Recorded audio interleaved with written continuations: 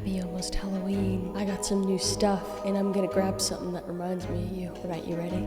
Let me get closer. Okay. That reminds me of you. It's a little pink shrimp. I call him Larry, and he's adorable just like you. Don't ask why I have this. A lot of you probably know why I have this, potentially. If you watch my Can't Sleep channel with Selena Spooky Boo, you should go check it out. Right here, Can't Sleep channel. We just yap. It's a podcast. But anyway, we are nearing very close to Halloween, and I figured we'd do kind of a scary episode, a scary Reddit episode, and we're gonna be going into some creepy real-life encounters. So let's get into it.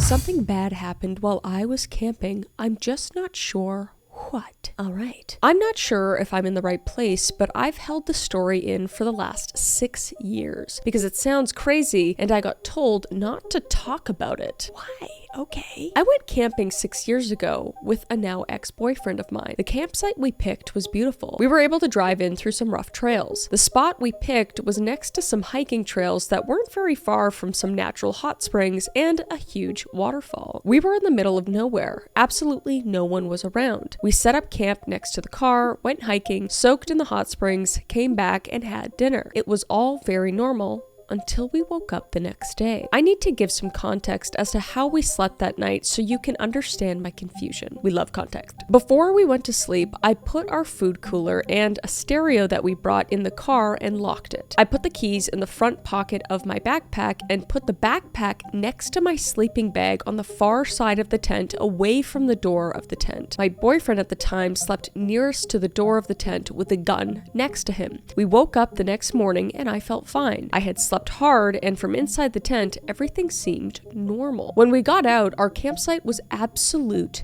chaos. The fire pit we had made was ruined. The cooler had been thrown and food was scattered all over the place. Sounds like a bear, okay? The stereo was smashed to pieces laying next to a tree. Oh my god, how could you not hear that? All of the car doors were open, including the trunk. We stood there for a minute in silence, just taking everything in. The woods felt off. It was quiet and not the beautiful campsite that I saw yesterday. Everything about those woods felt wrong now. My ex accused me of not locking the car the night before and that an animal got into our stuff. The most logical reasoning at this point. I promised that I had locked it and went into the tent to grab the keys from the backpack, but they weren't there. Oh, that's so weird. What the fuck? I found them later on the ground right next to the car. We quickly threw everything into the trunk and left. My boyfriend was quiet and wouldn't talk to me about what had just happened. He finally spoke up when we were almost home and told me he had a dream the night before about something kneeling over him in the tent, holding his gun and just staring at him. And you didn't want to talk about that? Well, you know what? Actually, I wouldn't want to hear that while I was still at the campsite, so good on him for waiting. When I tried to ask him more questions, he got quiet again and said he didn't want to talk about it and that I shouldn't talk about it anymore either. I've tried to forget about it, but I just can't. Something really wrong happened to us in the woods that night. Yeah, the only thing I can think of is a bear getting into your campsite, and you know, bears can open doors if they're unlocked and stuff. I've seen it with my own eyes, all right? So strange. I have no idea what to think of that. Let me know what you guys think down below. Let's read the comments. This is one of the creepiest things I've read on here. Was your ex the type to not talk about scary/emotional stuff? Was the gun still there when y'all woke up? Anything stolen? Yeah, that's what I'm wondering. I wonder if there had been any reports on anything like this happening there. If you still camp, I would keep your car keys in your pocket on a wristband or something while you sleep, and maybe look into a way to secure the tent, like a suitcase, luggage, lock, zipper. Yeah, you're just so vulnerable in a tent. It's just like, you might as well be sleeping under a bed sheet. Like, what's locking the tent gonna do, you know? Nothing. If a bear wants to get in, if a person wants to get in, they're gonna get it, all right? And I know that's not very helpful for people that are just about to like go on a camping trip or something, but it's true, okay? You have to know this stuff. I used to sleep in a tent all the time, and I was just very aware all through the night that I could be murdered or eaten. OP answered that and said he was the type to just not believe in paranormal or weird things he couldn't couldn't explain. My theory was always that he just couldn't explain what happened and that's why he refused to talk about it, but I could be wrong. The gun was still right next to him when we woke up and nothing was stolen. Not even any food. Oh, that's weird. That's weird. I still camp, just not there. I considered getting a lock for the tent zipper, but part of me thinks it's a bad idea just in case there's ever a time I need to quickly exit the tent. Gosh, this is so weird. None of the food was taken. I could just be somebody that wanted to psychologically torment you, you know? What the fuck? This is like the worst kind of thing where you just don't know what happened. Nothing's stolen, you know? It's just like you look in your car and there's like an extra pack of gum in there and nothing is stolen. You know? Who would do that? I used to do that. Anyway, this isn't about me, okay? This is weird. Let me know what you guys think about this. And let's move on, all right? All right, next up is my crazy friend ended up becoming a murderer. Oh, that's fucking scary. Okay. So today had been a particularly slow day at work, and I've been killing time reading these stories. Maybe enough time has passed and I can share mine. I had this friend who was really into the occult. Unfortunately, I was the one who got him turned on to it. We had a mutual appreciation of the paranormal and all things weird, so I thought the subject would interest him. He started going deep into the subject to the point where he wouldn't talk about anything else. He would actually interrupt a conversation and force the subject back to occult matters.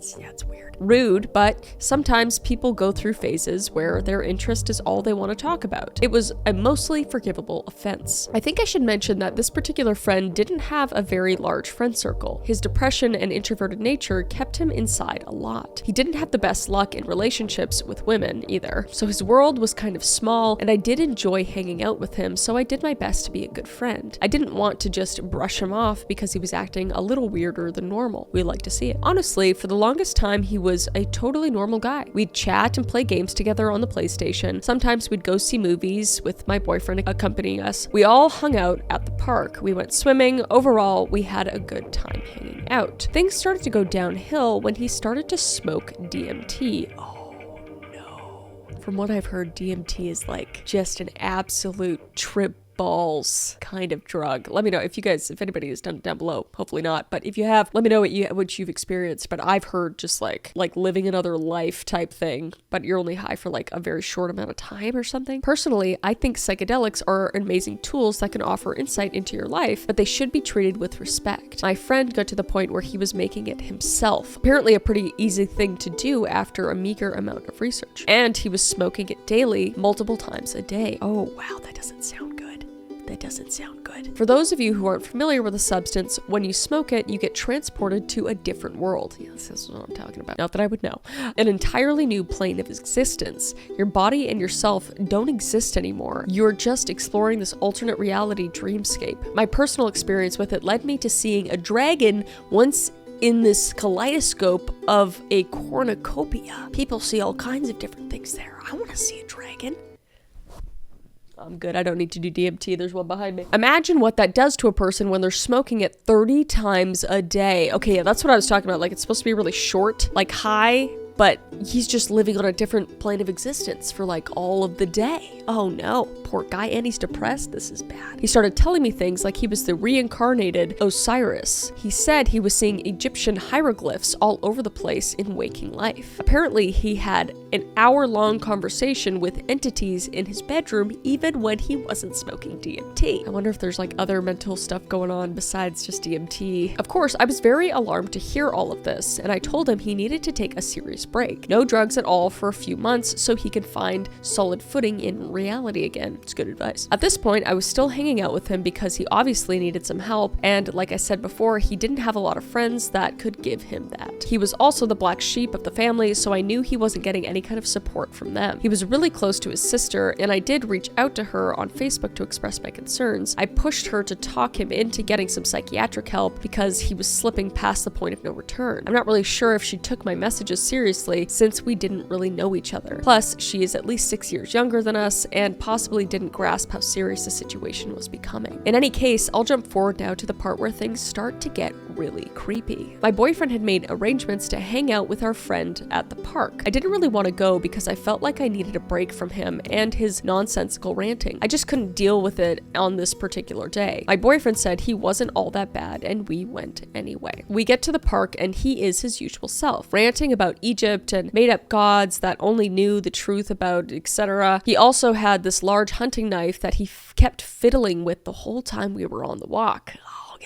He told us that he had been using it in ceremonial magic and that it helped to banish negative thoughts. It made me extremely uneasy. He would do this thing where he would take the knife and make stabbing motions near his heart or head, like he was mock stabbing himself, all while holding a conversation with me or my boyfriend. I think we were both really on edge and didn't know how or what to do or say about it. I tried to distract him from doing it by bringing up other subjects that might interest him, but he kept on with this ritual. Keep in mind, we were walking on a trail, so it wasn't like we could just say goodbye then and there. We had to walk back to our car and drop him off at his car. Oh no, that's fucking terrifying. My boyfriend had the bright idea that we should get some lunch after our walk, even though I was doing my best to give him a look that said, "No, you crazy why do you think I want to spend any more time with this nut?" But it must not have been very effective, or my boyfriend was ignoring it. Not sure. Either way, we ended up getting in the car and going to lunch. In the car, I was driving, my boyfriend was in the passenger seat, and our weirdo friend was in the back. As we were heading through a busy part of town where all the shopping and restaurants are, I hear the distinctive sound of a belt buckle coming undone. Then I hear the worst sound imaginable. I peek back out of the corner of my eye, and my suspicions were confirmed. This crazy fucker was full on, oh no, he was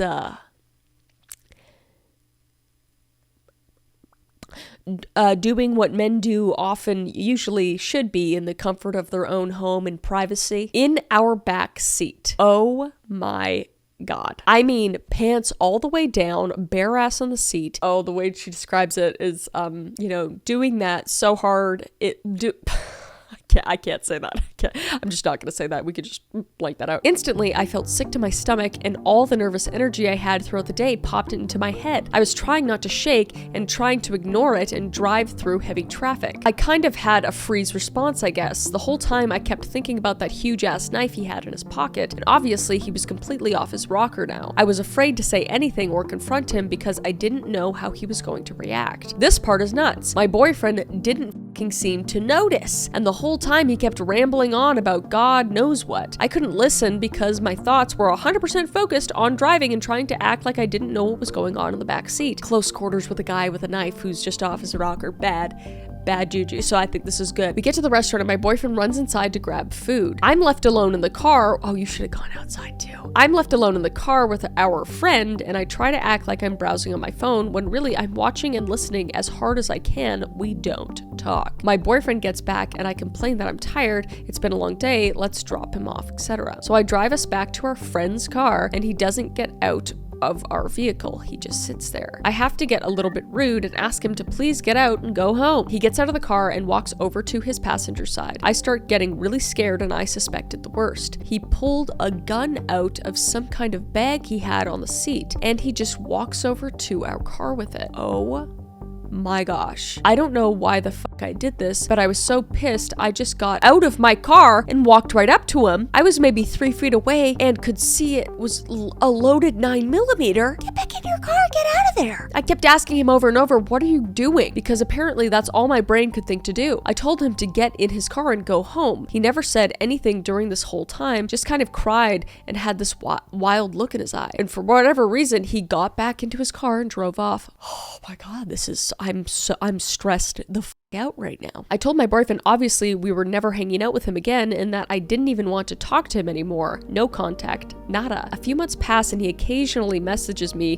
through the PlayStation or texts my phone. He says a lot of random stuff and I just ignore it. It turns out he moved down to Tennessee near Nashville. I don't know why. He had a roommate and I think their girlfriend lived there. I'm not really sure about the situation. I think maybe he's turning his life around and getting a fresh start down there. I think it's best to cut all contact and let him regroup. I'm not interested in any kind of friendship with him and I know he needed help beyond what I could offer. Again, I reached out to his sister and let her know that he had a gun. She managed to get it from him somehow, but it did little good in the end. I get a call around 11 p.m. one night that wakes me up. It's a man claiming he's a detective down in Gallatin, Tennessee, and my heart skips a beat. I start sweating and immediately ask what happened. Apparently, my former friend stabbed someone to death on Halloween Day. What? I don't know all the details, and the articles about it are kind of sparse. The whole thing is really surreal, and I'm just left feeling like I'm lucky that I didn't get shot last summer. The whole thing turned out way longer than I meant it to be, but that's the story. I'm still feeling creeped out by the whole ordeal, and I'm kind of feeling sick after writing all of this. What? This is crazy. Don't do drugs, kids. For the love of God, don't do them. It doesn't do any good. Or drink, for that matter. I don't. And it's nice to have a sound mind, not to put poison in your body. Not that you're less than if you do, I have before. Just not that you'll become a murderer, but I don't know.